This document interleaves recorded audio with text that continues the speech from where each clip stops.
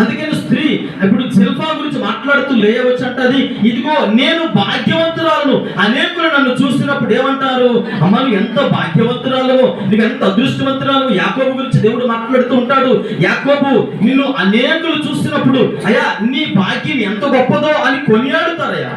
తల్లిదండ్రులుగా వీరిరువురు కూడా ఈరోజు సంఘములో సమాజంలో వీరికున్నటువంటి విలువ చాలా మంది ఏమంటారు తెలుసండి, ఇంతవరకు చాలా సందర్భాలలో వారు మానసికంగాను అంటే మనసు వేదన చెందేటువంటి పరిస్థితులు చాలా సందర్భాలు నేను చూశాను దేవుని సేవకుడిగా.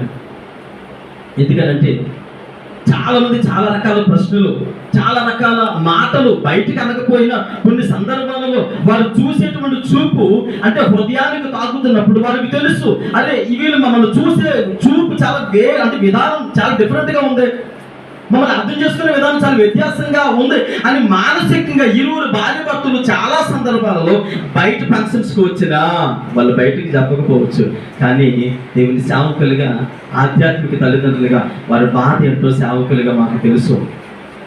చాలా కుటుంబాలలో ఉండేటువంటి పరిస్థితులు ఇవి. అంటే ఇంటికి వెళ్ళిన తర్వాత అంటే సరైనటువంటి అంటే ప్రశాంతమైనటువంటి వాతావరణం లేనటువంటి కుటుంబాలు చాలా కుటుంబాలు ఉన్నాయి.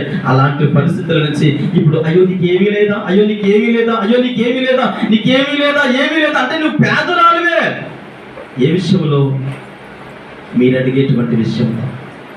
అలా చూసినటువంటి సందర్భాలు దాటుకొని ఇప్పుడు అనేకుల్లోకి వెళ్ళినప్పుడు ఆమె ఏమంటారు తెలుసా, అమ్మ నీ భాగ్యం ఎంత గొప్పదో, ఇశ్రాయేలా నీ భాగ్యం ఎంత గొప్పదో, జ్ఞానకుమారి నీ భాగ్యం ఎంత గొప్పదో, జోష్న నీ భాగ్యం ఎంత గొప్పదో, దేవుడు నీ పట్ల చేస్తున్న కార్యము మామూలు కార్యం కాదయ్యా, మీరు సాదాశీల వ్యక్తులు కాదు, సర్వశక్తి కలిగినటువంటి దేవుని ద్వారా మీరు ఏం పొందుకున్నారు, బహుమానమును పొందుకున్నారు.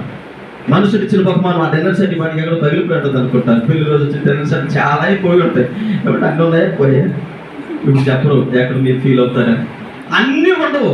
ఎందుకని కొన్ని గ్లాసులు చేయి జారిపోతాయి, కొన్నిసార్లు కోపం వచ్చినప్పుడు పోతాయి, కొన్నిసార్లు ఎత్తి పెట్టేటప్పుడు పోతాయి, కొన్నిసార్లు కడిగేటప్పుడు కూడా పోతాయి.